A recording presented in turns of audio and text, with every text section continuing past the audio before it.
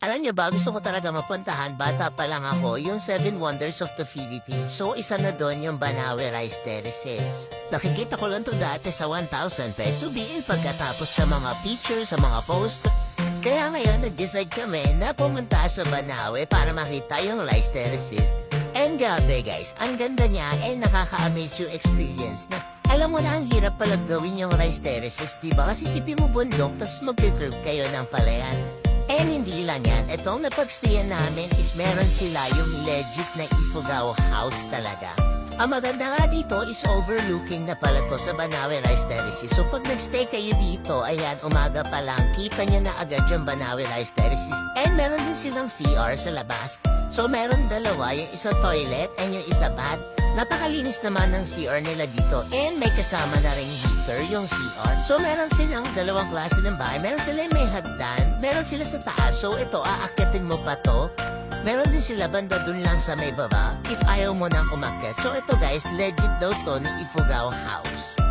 Sobrang linis niya and very well maintained ito kahit na parang sa pagkakaalam ko is lumang bahay talaga to ng Ifugao house. And ayan guys, so kita niyan, aakyat kayo. So kung may kids kayo, pwede rin yung option sa baba. Meron sila doon yung di mo kailangan na makyat. And ayan yung mga kasamang toiletries, may toothbrush, meron towel, may Bible.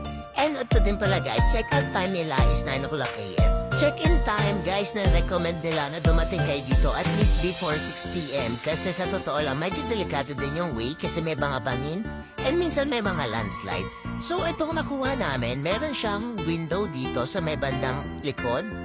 Ayan, kapag binuksan nyo ito guys, makikita nyo din dito yung Banawe Rice Terraces. Kaya naman overall, napaka-recommended na kung pupunta kayo ng Banawe, is magstay kayo dito sa Hiwang Native House Inn and View Deck. Napakaganda na experience dito, napakalinis ng place nila, and ang dami mo pang pwedeng pagpicturean dito sa lugar nila.